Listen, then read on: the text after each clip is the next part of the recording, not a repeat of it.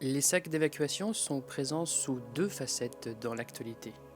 D'un côté chez les survivalistes, souvent vus d'un mauvais œil par les médias, et de l'autre par les gouvernements eux-mêmes qui préconisent d'avoir toujours ce genre de sac à portée de main. Aujourd'hui, nous allons pouvoir vérifier que ce genre de sac non seulement est assez indispensable, mais en plus très facile à réaliser pour un budget inférieur à 50 €.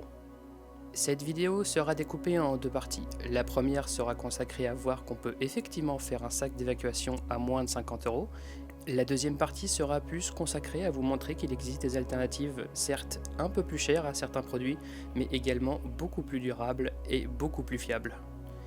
Les objets constituant ce premier sac à moins de 50 € sont trouvables dans n'importe quel magasin discount. Le but en soi d'un sac d'évacuation n'est pas de montrer que vous avez de l'argent. Ce genre de sac est utile dans le cas où vous devriez être amené à quitter votre domicile précipitamment. Au premier abord, on pourrait se dire qu'il n'y a pas tant de situations que ça dans notre monde aujourd'hui qui pourraient vous amener à quitter votre domicile précipitamment. Mais en y regardant d'un peu plus près, et surtout en suivant l'actualité, on peut voir qu'il existe des tas de manières différentes d'être amené à quitter son domicile. Cela peut aller d'une simple urgence médicale, où vous devez par exemple emmener un de vos proches à l'hôpital. Ça peut être également une urgence familiale qui vous force à partir précipitamment. Mais on ne va pas se mentir, dans la majorité des cas, ce qui va vous faire quitter votre domicile, c'est une catastrophe. Attention, quand je dis catastrophe, je ne veux pas dire que votre vie est en péril imminent. Il existe des tas d'exemples où par exemple des villes entières sont évacuées parce qu'il y a des incendies de forêt aux portes de ces villes, et les gens rentrent chez eux quelques jours plus tard sans aucun dommage à leur domicile ou à leur vie. Dans tous les cas, quand les pompiers viennent taper à votre porte pour vous dire qu'il est temps de partir ou que les haut-parleurs dans la rue vous indiquent qu'il est temps d'évacuer la ville, vous n'avez pas le temps de prendre des affaires. Mais littéralement, c'est-à-dire que quand vous devez évacuer, vous n'avez même pas 30 secondes pour sortir de votre domicile. Ça peut être, comme on l'a vu précédemment, à cause d'un feu de forêt, mais aussi bien à cause d'une fuite de produits chimiques, qu'une inondation éclair, ou qu'un accident qui nécessite qu'un quartier entier ou qu'une ville soit évacuée. Un exemple un peu trop courant que les gens oublient souvent, ce sont les bombes de la Seconde Guerre mondiale qui restent enfouies sous nos sols. Quand un de ces engins est découvert, en général, l'évacuation se fait dans la précipitation, puisque nous ne savons pas évidemment si la munition est encore active. Évidemment, le dernier cas de figure qui est le plus dramatique est celui où votre habitation est directement menacée, que ce soit une inondation ou un incendie. Dans ce cas-là, pareil, vous n'avez pas le temps de constituer votre sac, il doit être prêt à ce moment-là pour que vous puissiez quitter votre domicile. On pourrait être tenté de se dire « j'ai le temps, je peux rester quelques minutes de plus, j'aurai le temps d'assembler un sac à ce moment-là ». Dans ce genre de précipitation, vous n'aurez le temps de rien faire. Ce n'est pas quelque chose de négatif, c'est absolument normal. Si vous êtes confronté à ce genre d'incident, il est absolument normal que vous ne puissiez pas assembler de sac à ce moment-là. D'abord parce que vos affaires sont éparpillées partout. Et oui, dans votre logement, les affaires de ménage sont à un endroit, les vêtements sont à une autre place, les médicaments sont à encore une troisième place, et les outils sont en général à une quatrième place, voire dans le garage. Il est totalement illusoire de penser pouvoir tous les rassembler en moins de 1 minute. Un sac d'évacuation n'a pas besoin d'être cher. Il n'a pas besoin d'être beau, il n'a pas besoin d'être constitué d'objets coûteux. Et il vaut mieux un sac d'évacuation pas cher que pas de sac d'évacuation du tout. Nous allons voir que les objets que nous allons mettre dans ce sac d'évacuation, vous les avez très probablement déjà chez vous. En effet, il ne vous sera pas nécessaire de racheter évidemment tout ce que vous avez. Si vous avez déjà pour commencer un vieux sac à dos qui ne vous sert plus mais qui reste toujours assez solide, prenez-le comme base de ce sac. Sinon, vous pourrez évidemment en trouver un pour quelques euros dans n'importe quel magasin discount ou de sport. Un des premiers outils à placer dans votre sac sera une lampe torche. Une lampe torche, ça coûte quelques euros. En général, ça fonctionne à pile. En effet, si vous êtes amené à quitter votre domicile en pleine nuit, vous serez content de pouvoir avoir de la lumière. Il est donc essentiel que vous puissiez voir où vous allez marcher et s'il y a du danger devant vous, comme par exemple une rivière qui déborde ou bien un glissement de terrain par exemple. Enfin, vous pouvez vous signaler à l'aide de cette lampe torche. En effet, la lumière la nuit porte très loin et les secours peuvent ainsi vous voir si nécessaire. Privilégiez plutôt des modèles qui fonctionnent à l'aide de piles. En effet, vous ne saurez pas quand est-ce que vous pourrez recharger votre lampe, ni s'il y aura du courant là où vous allez. Un paquet de piles en plus dans le sac, c'est l'assurance de pouvoir vous éclairer, vous et vos proches, pendant plusieurs heures. Il existe tout un tas de lampes alimentées par tout un tas de batteries. Comme nous l'avons vu précédemment, les batteries rechargeables sont déconseillées. En effet, vous ignorez totalement la durée avant laquelle vous allez avoir accès à une prise de courant. Vous pouvez néanmoins prendre le parti de couper la poire en deux. Ainsi, votre sac d'évacuation peut contenir des lampes avec des batteries rechargeables à l'intérieur, mais que vous pouvez ensuite changer par des piles au besoin. La deuxième chose que vous pouvez glisser dans votre sac, c'est un peu de corde. Ici, c'est de la paracorde. Pareil, acheté dans un magasin discount. Cette corde a la particularité d'être constituée de 4 brins de corde à l'intérieur d'elle-même, ce qui fait que si vous la découpez, vous pouvez vous retrouver facilement avec 4 fois plus de cordes qui vous permettent d'attacher par exemple quelque chose à votre sac, de maintenir un objet en place, ou bien tout simplement par exemple de créer une corde à linge rudimentaire pour faire sécher vos affaires. N'hésitez pas à ajouter une paire de gants de travail à votre sac. En effet, vous pourriez être amené à porter des charges lourdes, à déplacer des gravats, des morceaux de bois ou tout autre objet qui pourrait vous abîmer les mains. Ces gants ne valent presque rien et sont une valeur sûre. Un des éléments essentiels de votre sac, ça doit être une trousse de secours complète. Là encore, vous pouvez en trouver une pour quelques euros dans n'importe quel magasin discount ou dans n'importe quel magasin de sport. Ce genre de trousse, adapté aussi bien à la voiture qu'à la randonnée, est souvent très complet. Vous pouvez y retrouver notamment des compresses, du sparadrap, une paire de ciseaux pour découper des vêtements, une couverture de survie, du désinfectant, des pansements, et pour les plus complètes d'entre elles, une pince à tic, ainsi qu'une loupe, et évidemment tout un tas d'accessoires qui vous permet de soigner vous et vos proches. Vous pouvez évidemment, et c'est un conseil, compléter cette trousse de secours à l'aide de plusieurs médicaments que vous prenez régulièrement. N'hésitez pas non plus à y glisser quelques antihistaminiques, par exemple si vous êtes allergique. Vous pouvez également ajouter quelques comprimés pour du mal de crâne ou pour des désordres d'ordre plus intestinaux. Insérez également dans ce sac une petite trousse de toilette. Vous pouvez également y glisser quelques gants d'examination. Cela vous permettra de soigner vous ou vos proches si jamais vous avez les mains sales et que vous ne pouvez pas accéder à un robinet pour vous laver. Je suis sûr que vous avez quasiment tous chez vous un déodorant en cours d'utilisation. Si c'est le cas, mettez-le dans votre sac. Ajoutez également un lot de protection hygiénique à cette trousse de toilette. Oui, même si vous êtes une personne qui n'a pas de règles, vous pouvez toujours être amené à dépanner quelqu'un ou vous en servir pour autre chose. Enfin, prenez quelques petits flacons avec vous et remplissez-les de crème. Ça peut être une crème hydratante par exemple que vous allez trouver à très bas prix dans un magasin discount et ça sera toujours utile à appliquer en fin de journée. Évidemment, protégez le plus possible vos affaires de l'eau. Vous pourriez être amené à évacuer sous un orage ou vous pourriez tremper accidentellement votre sac dans l'eau. Pour ce faire, rien de plus simple. Prenez quelques sachets plastiques alimentaires et mettez-y vos affaires. Ces sachets, fermés hermétiquement, vous permettront de protéger vos affaires, que ce soit votre trousse de secours, mais aussi votre trousse de toilette ou vos autres affaires. Si vous investissez quelques euros de plus, vous pourrez acquérir des sacs réutilisables et un peu plus robustes, là encore trouvables dans tous les magasins discount. Ces sacs ont l'avantage d'être réutilisables et surtout un peu plus imperméables que les petits sacs alimentaires très fins. Ajoutez un paquet de lingettes nettoyantes à votre sac. Vous serez bien content quand vous ne pourrez pas prendre de douche, mais que vous pourrez quand même rester propre grâce à ceci. Attention, évidemment, ne les jetez pas dans la nature, ni dans des toilettes. Ajoutez une serviette microfibre à votre sac. Ça vous permettra de vous sécher rapidement si jamais vous êtes tombé dans l'eau ou si vous avez essuyé un orage. Pensez également à ajouter une brosse à dents et un tube de dentifrice. En fait, prenez votre brosse à dents actuelle et profitez-en pour la changer, mais mettez l'ancienne dans le sac plutôt que de la jeter. Pareil pour le tube de dentifrice. Si votre tube actuel est aux 3/4 vide, ne le jetez pas, mettez-le dans le sac. Profitez de cette vidéo pour vous demander si vous avez suffisamment de papier toilette. Je sais, ça peut vous paraître stupide, mais c'est en général quand ce genre d'outil vous manque que vous vous rendez compte à quel point il est indispensable. Profitez donc de cette vidéo pour aller chercher 2 rouleaux de papier toilette dans votre réserve, mettez-en un dans votre sac et mettez l'autre dans votre voiture, si vous en avez une. Et évidemment, comme tous les autres objets de votre sac, mettez-le dans un sachet plastique qui le protège de l'eau. Une petite astuce pour gagner de la place. Séparez une mince partie du rouleau de papier toilette central et tirez-le vers l'extérieur. Vous obtiendrez aussi un gros rouleau que vous pourrez placer dans votre sac et un plus petit rouleau que vous pourrez placer dans votre sac journalier. Ayez toujours un change dans votre sac.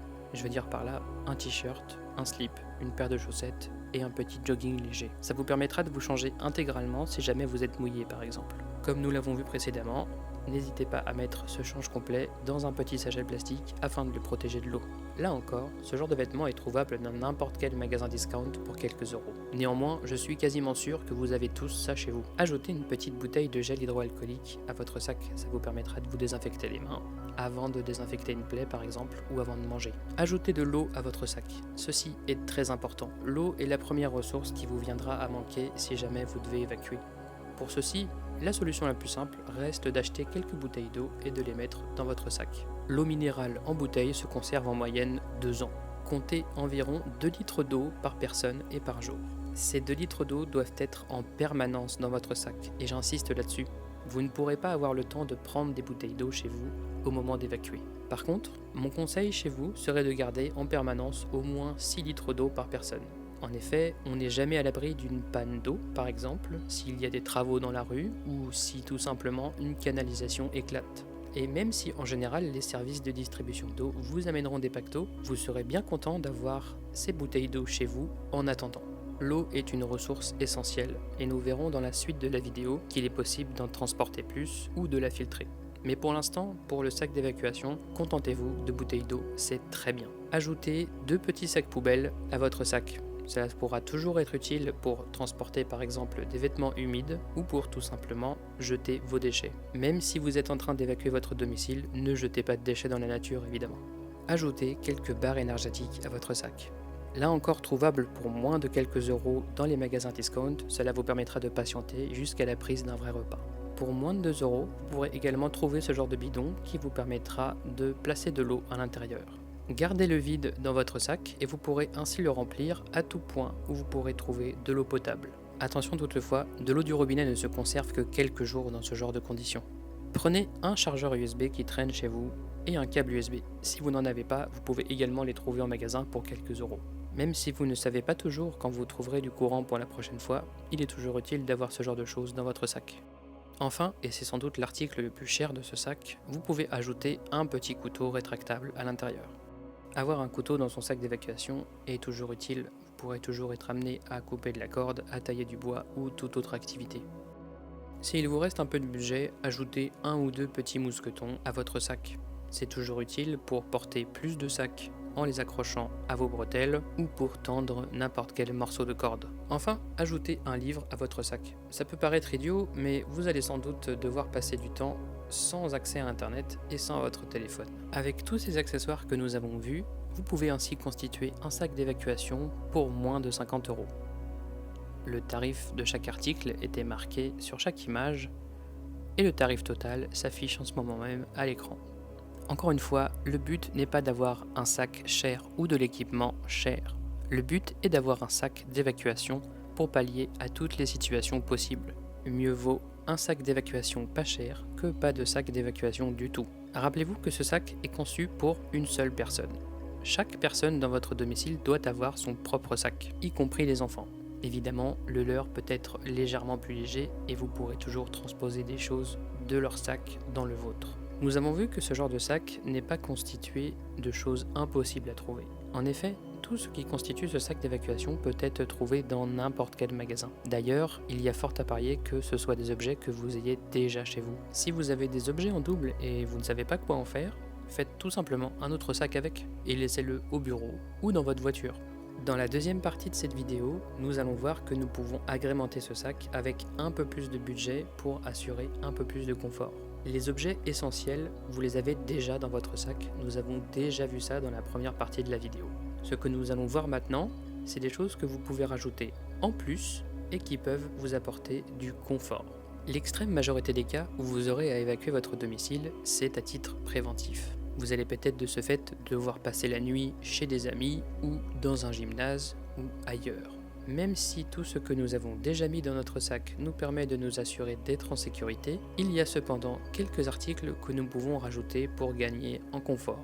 Le premier d'entre eux, c'est un vrai repas. En effet, comme nous avons déjà mis dans notre sac quelques barres énergétiques, cela nous permet de tenir jusqu'à un éventuel futur repas. Mais si ce dernier n'arrive pas, et bien dans ce cas-là, il faudra l'assurer vous-même. Pour ceci, rien de plus simple. Prenez des petits plats préparés et une barre énergétique ou une barre de repas. Prenez également quelques compotes Prenez également quelques petites poches de gel énergétique que vous pourrez trouver dans tous les magasins de sport, ainsi que quelques petites barres chocolatées par exemple. Mettez le tout dans un sachet plastique et vous avez un repas pour une personne. Évidemment, si vous avez suffisamment de place dans votre sac, vous pouvez en mettre un deuxième, c'est toujours utile. Dans tous les cas, n'hésitez pas à prendre de la nourriture qui peut être consommée froide. En effet, vous ne savez pas si vous allez pouvoir réchauffer votre nourriture, et c'est d'ailleurs assez improbable. Pensez également à ajouter une fourchette et une cuillère jetable dans le sachet. Encore une fois, c'est totalement optionnel, mais c'est du confort en plus. Si votre budget est un peu plus conséquent, vous pouvez vous approprier des gants dits tactiques qui vont vous permettre une plus grande fluidité de mouvement tout en ayant une résistance optimale. Si votre budget le permet, vous pouvez également envisager d'acheter une lampe un peu plus puissante ou de meilleure qualité. En effet, les lampes bas de gamme vont fonctionner très bien mais auront un éclairement réduit et surtout une durée de vie moindre. En prenant une marque connue avec une batterie rechargeable ou des piles, vous avez l'assurance d'avoir un éclairage puissant et surtout durable. Ce genre de lampe permet d'éclairer un objet à plus d'une centaine de mètres. Et même si ce n'est pas l'objet de cette vidéo, je vous enjoins fortement à avoir ce genre de lampe en permanence sur vous dans votre sac quotidien. Vous pouvez également faire l'acquisition d'une lampe frontale. Ce n'est évidemment pas obligatoire, mais c'est très utile pour travailler en ayant les mains libres de nuit. Là encore, privilégiez les lampes qui prennent des piles. Certaines lampes sont également dotées d'un mode rouge qui vous permet de voir la nuit sans perturber votre vision. Vous pourrez ainsi continuer de voir les détails dans l'obscurité autour de vous, tout en pouvant continuer à marcher par exemple. Vous pouvez également ajouter à votre sac un petit set avec un tournevis et de multiples embouts. C'est toujours utile si vous avez quelque chose à démonter ou à réparer. Enfin, nous arrivons à la problématique du stockage de l'eau. Nous avons vu tout à l'heure que nous avons mis dans notre sac des bouteilles d'eau. La bouteille d'eau est l'élément le plus facile à acquérir et le moins cher pour stocker de l'eau. Mais sa résistance n'est pas infinie et même si son côté pratique lui permet d'être transporté très facilement, il est souvent préférable d'ajouter une gourde à notre sac. Attention, l'eau du robinet ou l'eau minérale débouchée se conserve très mal dans le temps. Pour cela, je vous déconseille de garder votre gourde pleine dans votre sac d'évacuation. Conservez plutôt une gourde vide que vous pourrez remplir juste avant de partir ou une fois que vous serez évacué. Là encore, une gourde vide basique, ça coûte quelques euros en magasin de sport. N'hésitez pas à ajouter quelques pastilles isotoniques à votre sac. Une pastille mélangée de votre gourde peut vous faciliter l'hydratation. C'est l'idéal si vous êtes amené à quitter votre domicile en plein été par exemple. Le domaine de la filtration de l'eau est très compliqué. En effet, vous ne savez pas où se trouvent les sources potables et vous ne savez évidemment pas ce que contient l'eau qu'il y a autour de vous dans la nature. Est-ce que cette eau est polluée? Si oui, par quoi? Par des produits chimiques ou bien par des bactéries ou des virus? Il est virtuellement impossible de le savoir sans avoir recours à une batterie de tests complexe que vous ne pouvez pas emporter avec vous. Au premier abord, on pourrait imaginer que les pailles filtrantes sont une bonne solution. Après tout, c'est pratique, ça ne prend pas de place et ça vous permet de filtrer directement de l'eau. Mais ce genre de dispositif a des défauts. En effet, vous ne pouvez filtrer que ce que vous aspirez, vous ne pouvez donc pas par exemple remplir un récipient avec, et évidemment il faut vous assurer que ce que vous filtrez reste quand même relativement potable. En effet, même si ce genre de filtre a la capacité d'éliminer 99% des bactéries, il reste quand même un gros risque. Là, il n'y a pas de solution parfaite. Une fois que vous avez épuisé la réserve d'eau minérale que vous aviez en bouteille avec vous, ça devient tout de suite plus compliqué. Il existe également des gourdes rigides dotées de filtres. Ce genre de gourde est pratique si vous pouvez la remplir à une source par exemple, pour boire ensuite directement avec. Mais là encore, vous ne pouvez pas filtrer l'eau pour la mettre dans un autre récipient. Et parfois vous ne savez pas trop quand est-ce que vous allez pouvoir trouver de l'eau prochainement. Il est donc utile, dès que vous avez accès à de l'eau, de pouvoir en stocker une grande capacité. Évidemment, quand on parle stockage de l'eau, il y a tout un tas de manières de stocker de l'eau. Ça peut être une poche d'hydratation que vous pouvez ensuite glisser dans un sac de sport. Ça peut être des petites flasques, par exemple, que vous pouvez glisser dans une poche ou dans votre sac, mais c'est toujours le même problème. À un moment donné, vous allez devoir à nouveau remplir ces récipients et vous n'êtes pas certain de la potabilité de l'eau. Dans ce cas-là, mieux vaut opter pour des solutions qui vous permettent de filtrer une grande quantité d'eau. Par exemple, une pompe filtrante ou une gourde souple filtrante avec laquelle vous pouvez remplir d'autres récipients. N'oubliez jamais que ce n'est pas parce qu'une eau est claire et limpide qu'elle est potable. La majorité de ce que filtre ce genre d'équipement est évidemment invisible à l'œil nu. De plus, ce genre de filtre ne fonctionne que pour des bactéries et des gros objets. Les virus passent à travers, mais également toute la pollution chimique ou radiologique. On l'a vu, pour étanchéifier vos affaires, ce qu'il y a de mieux et ce qu'il y a de moins cher, ce sont des petits sacs alimentaires. Mais ce genre de sacs en général ont des défauts. Ils sont relativement fragiles et peu durables dans le temps, ils vont finir par se déchirer. Vous pouvez, pour quelques euros de plus, investir pour des sacs refermables, réutilisables, mais là encore, il présente un risque dans la durée. Pour être tranquille, vous pouvez acquérir ce genre de sac réutilisable. Ces sacs étanches permettent d'être adaptés exactement à la taille de l'objet que vous souhaitez mettre à l'intérieur, que ce soit des vêtements, une trousse de secours, une trousse de toilette ou du papier toilette. Vous pouvez également ajouter quelques tear-ups à votre sac. Cela permet évidemment d'accrocher facilement à votre sac quelques objets supplémentaires ou de réparer n'importe quoi. Ajoutez également quelques post-it et un stylo. Cela vous permettra toujours de noter une adresse, un numéro de téléphone ou de prendre des notes. Également, si vous avez chez vous un vieux rouleau de scotch quasiment vide, ajoutez-le à votre sac, c'est toujours ça de prix. Si vous avez un peu de budget, je vous conseille également d'acquérir une paire de jumelles. Celle-ci n'a pas besoin d'être en permanence dans votre sac d'évacuation, mais c'est toujours utile à avoir pour regarder au loin. Évitez ce genre de gadget. Ces bracelets en paracorde sont peu utiles et dans l'optique où vous auriez réellement à vous en servir, ils ne délivrent pas tant de cordes que ça. Vous pouvez également ajouter un couvre-sac. Cela vous permettra de protéger vos affaires en cas de pluie. Ce genre de bâton lumineux vous permet d'avoir de la lumière non électrique. Un seul bâton peut vous éclairer pendant une durée allant de 8 à 12 heures et ils existent en plein de couleurs différentes. Ils sont utilisables par n'importe quelle température et même sous l'eau. Il est très utile d'en avoir quelques-uns dans votre sac. Ajoutez une batterie USB à votre sac. Vérifiez de temps en temps qu'elle est chargée et cela vous permettra de recharger votre téléphone et vos lampes torches. Évidemment, si votre trousse de secours n'en contient pas, ajoutez une couverture de survie. Cette couverture permet à la fois de rester au frais, mais également de rester au chaud. Enfin, nous pouvons aborder un sujet complexe, celui de l'orientation. Là encore, nous n'allons pas effectuer un cours de topographie, ce n'est pas le but. Néanmoins, si vous avez déjà envisagé d'acheter une carte et une boussole, apprenez à vous en servir, c'est impératif. Et si vous n'avez jamais vu cet instrument transparent, alors vous pouvez oublier d'ores et déjà l'idée de vous orienter avec une carte et une boussole. Ce n'est pas parce que vous avez une carte et une boussole dans votre sac que vous saurez vous en servir le jour J. Si vous savez déjà vous en servir ou que vous désirez apprendre, alors allez-y, foncez, ajoutez une carte et une boussole à votre sac. Mais sinon, il existe évidemment d'autres manières de s'orienter. Si vous devez vous orienter alors que le réseau mobile n'est plus disponible ou que votre téléphone est déchargé, vous allez devoir sans doute utiliser ce genre d'appareil. Là encore, aucune obligation d'en avoir dans votre sac. En général, un sac d'évacuation, c'est pour aller dans le gymnase du coin ou alors chez des gens chez qui vous connaissez le chemin. Si vous devez vous rendre à un endroit que vous ne connaissez pas et que le réseau GSM ne fonctionne plus, vous n'aurez plus accès à vos applications de navigation habituelles. En effet, que ce soit Google Maps, Waze ou plein d'autres, si vous n'avez plus accès à Internet, vous n'avez dans la majorité des cas plus accès à la carte et plus accès à la création d'itinéraires. Si vous avez un téléphone Android, vous pouvez installer une application qui vous permet d'utiliser des cartes hors ligne de type OpenStreetMap. Vous pourrez ainsi continuer à naviguer sur votre carte et à vous rendre d'un point A à un point B. Enfin, dans une solution un peu plus extrême et certes plus onéreuse mais plus fiable et plus robuste, vous pouvez acquérir des GPS de randonnée. Certains vous permettront d'avoir juste des points de navigation pour naviguer d'un point A à un point B, tandis que d'autres vous permettront même d'avoir des cartes et des points de détail sur l'environnement qui vous entoure. Là encore, évidemment, ce genre d'appareil n'est pas du tout obligatoire dans un sac d'évacuation, mais ça peut être un vrai plus si jamais vous devez vous aventurer dans une zone que vous ne connaissez pas et que les communications GSM sont hors ligne. Si vous habitez en bord de mer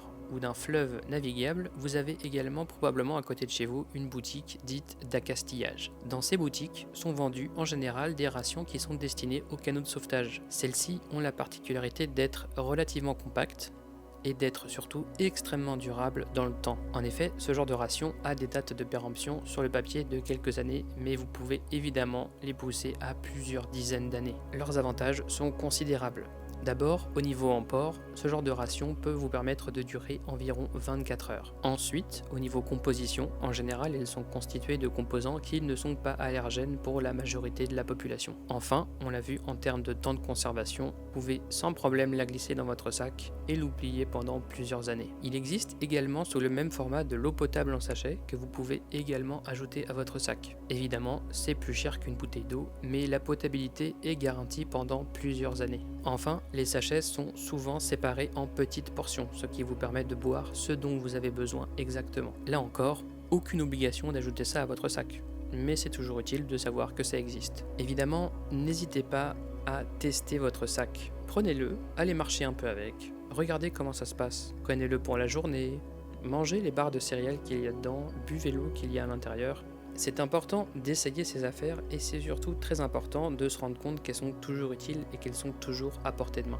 Nous avons vu dans cette vidéo la majorité des objets que nous pouvons ajouter à un sac d'évacuation. Ce sac doit être toujours situé dans votre entrée à portée de main afin de quitter votre domicile précipitamment. Vous pouvez également en concevoir d'autres que vous allez placer au bureau ou dans votre voiture ou dans tout autre lieu que vous choisirez. Si vous aviez déjà décidé de faire un sac d'évacuation ou si cette vidéo vient de vous y décider, félicitations, vous êtes désormais plus préparé que 99% des gens. En effet, il n'est pas rare dans des cas d'évacuation, même par exemple pour un incendie ou une fuite de gaz, de voir des gens sortir de chez eux sans absolument rien du tout. On s'imagine toujours qu'on a le temps de sortir et de rassembler des affaires avant d'évacuer son domicile. C'est une idée totalement reçue. En effet, peu importe la raison pour laquelle vous devez sortir de votre domicile, il se peut que vous ne puissiez jamais y rentrer à nouveau. Et ça, vous ne pouvez pas le savoir à l'avance. Dans ce cas-là, il est évidemment indispensable d'avoir ce genre de sac à portée de main à côté de la sortie de votre domicile. Et évidemment, dans l'extrême majorité des cas, ça aura été une fausse alerte et vous pourrez regagner votre domicile. Mais laissez juste cette pensée vous travailler quelques instants. Si, là maintenant tout de suite, vous deviez sortir de chez vous, auriez-vous suffisamment d'affaires et d'équipements pour pouvoir assurer sereinement le reste de votre journée? Comme nous l'avons vu, ce genre d'équipement de base n'est pas cher. Évidemment, si vous avez davantage de budget, vous pouvez ajouter davantage d'équipements ou le remplacer par de l'équipement plus qualitatif, et ce afin de gagner en durabilité et surtout en fiabilité. Mais encore une fois, si votre budget est restreint, évidemment, ne dépensez pas des centaines d'euros là-dedans. Comme on vient de le voir, il est tout à fait possible de concevoir ce genre de sac pour moins de 50 euros. Si ce sujet vous intéresse, n'hésitez pas à me le faire savoir en commentaire ou par d'autres moyens. Enfin, si le sujet du sac journalier vous intéresse, j'essaierai également d'en faire une autre vidéo. Merci d'avoir regardé cette vidéo et à la prochaine!